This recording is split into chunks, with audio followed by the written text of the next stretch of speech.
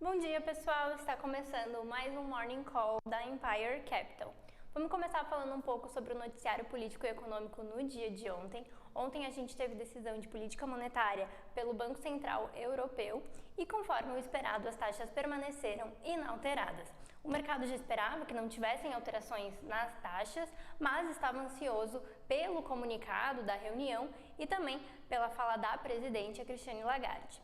Bom, eles indicaram a Christine Lagarde e o comunicado que a gente vem tendo uma redução na inflação depois da alta recente que foi causada principalmente por energia e que isso deve continuar nos próximos meses. Eles mencionaram que as taxas em patamar restritivo estão de fato freando a demanda e atividade econômica e que isso também deve contribuir para a redução da inflação nos próximos meses. A gente não teve explicitamente um indício de que a taxa deve cair recentemente, mas o comunicado considerado mais dovish acabou animando os mercados. Além disso, nos Estados Unidos, a gente teve dados de atividade econômica, tivemos dados do PIB do quarto trimestre do ano passado e com isso o dado fechado do ano. O ano fechou com alta de 2,5% no crescimento da atividade e o resultado veio acima das expectativas de mercado. Por lá, a gente também teve dados de encomendas de bens duráveis, que é um dado que o mercado também acompanha para balizar as expectativas em relação ao setor industrial, e esse dado também surpreendeu positivamente. Então, os dados vêm em linha com os outros que a gente já tinha tido ao longo da semana e que reforçam que a atividade econômica dos Estados Unidos permanece bastante forte e que a desaceleração, se acontecer por lá em função das taxas de juros mais elevadas, ela deve se dar, como o mercado chama, soft landing, né? Então de maneira mais lenta e não de forma abrupta. Já aqui dentro, falando um pouquinho de mercado, a gente teve, o Ibovespa subindo 0,28%.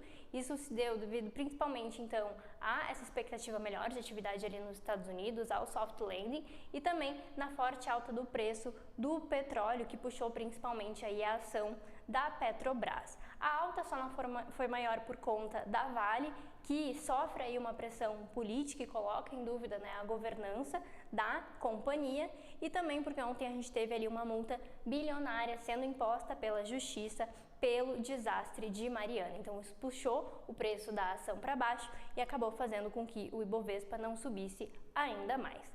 Já o dólar, a gente teve queda de 0,19, ele foi negociado, fechou o dia negociado a 4,92, então também teve um desempenho positivo, seguindo os dias anteriores.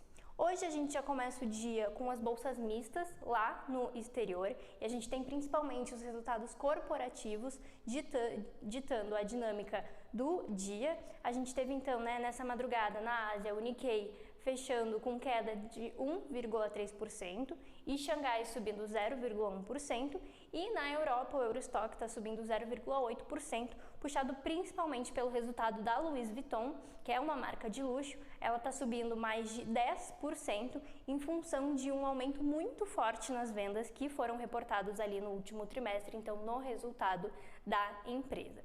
Já nos Estados Unidos, o futuro do S&P e do Nasdaq estão recuando 0,2 e 0,6% respectivamente. Lá fora, o mercado aguarda principalmente dado de inflação dos Estados Unidos, então às 10 horas e 30 minutos a gente tem o PCI, que é o dado de inflação para dezembro, é o dado de inflação mais preferido, que é o Fed prefere para avaliar quando ele toma ali a decisão de política monetária. E falando em inflação, a gente já teve inflação lá de Tóquio, que também veio abaixo do esperado, tanto o índice cheio quanto o núcleo, Então o mercado refletindo esses resultados corporativos e esse dado de inflação.